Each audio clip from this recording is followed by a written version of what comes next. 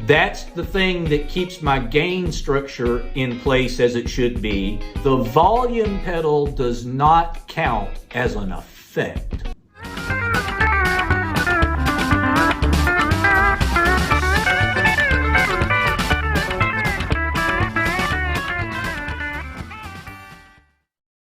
I'm going to start telling you a little bit about the units I personally use in my effects rig.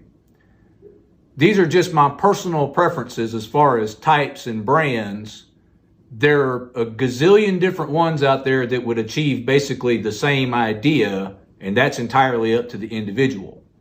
But for my own personal rig, I use a Boss Blues Driver 2 overdrive / distortion pedal. I'm also using as my processor, and I've been using this for the past several years, maybe 4 or 5 years now, the Boss GT001. It's actually a tabletop effects processor that was never really made so much for live gigs. It just so happens that it adapts very nicely to the pedal steel, and that's why I'm using it. And I'll show you a little bit about how it works here in a minute.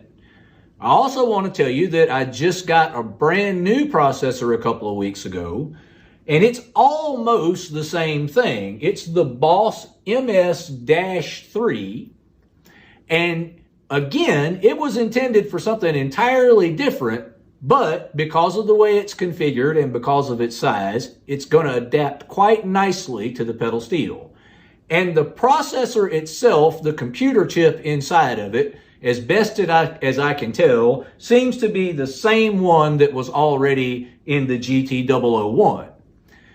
I point that out because I'm going to be letting you hear the new one here in a little while. I just want to point out that I've already copied my settings in the one that I've already been using. So the fact that the processing part is the same allowed me to write brand new patches in my new one that are basically duplicates of the one that I had in my old one. And here in a little bit, I'm going to go through those and show you what some of them look like and what they do. I want to explain exactly how I configure all these things in my signal chain. And I want to point out one other critical idea. The volume pedal does not count as an effect. Where it goes in the chain, however, is very important. And I'll explain why that's true in a little while. But for right now, I just want to explain precisely how I wire everything from the guitar all the way to where it ultimately comes out the speaker. First of all, I go out of my guitar. I don't use any sort of external preamp like a steel driver sort of effect or anything like that. I go out of my guitar, I go into my Blues Driver 2 overdrive pedal. The first thing that happens, from my overdrive pedal, I go into my volume pedal. And then I go out of my volume pedal into whatever processor I would be using. In this case, it's going to be my Boss MS-3.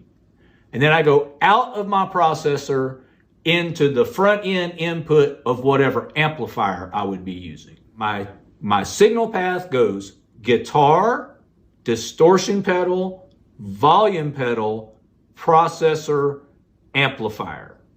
And that would be true no matter what brands or configurations of those things I were to be using under any circumstances. That's the thing that keeps my gain structure in place as it should be and keeps all the right amount of signal going to all the right places at the right time. All right, we're looking at my Boss GT001. Very difficult to read the display screen with the camera here, but I want to show you that I've mounted it on the leg of my steel here, and I'm actually able, when I'm playing, I'm sitting on my pack seat now, and I'm actually able when I'm playing to reach down here to the controls and cycle through my 4 patches that I most use for effects. And then I can also go up here and turn the knob to scan up and down. And in reality, I've got myself, I don't know, 10, 12 patches constructed. But for the most part, I usually only use about 5 or 6 maybe. And when we get to the other portion here where we're looking at the new processor, I'll let you hear what those do and what I've got them set up for.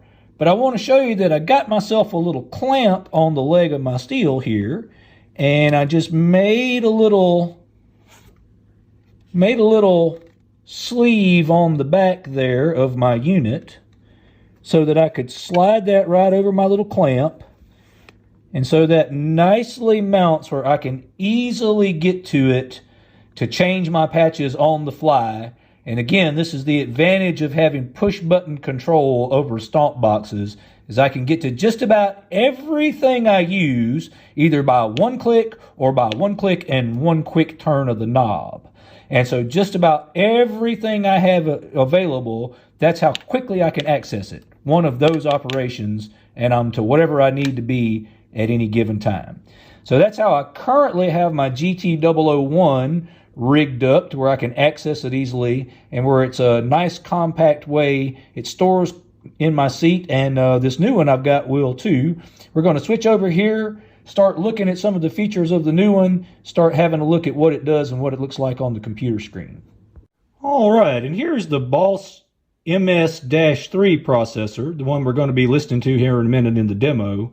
And as you can see, it's got a similar configuration as the other one, where you can just push the buttons and cycle through the patches you want to use the most. It's also got the knob that goes up and down. The display screen is almost exactly the same as the other one. So features-wise, this processor is very much like the GT001, just a couple of different things in a couple of different places, but essentially pretty much the same thing in a slightly different package.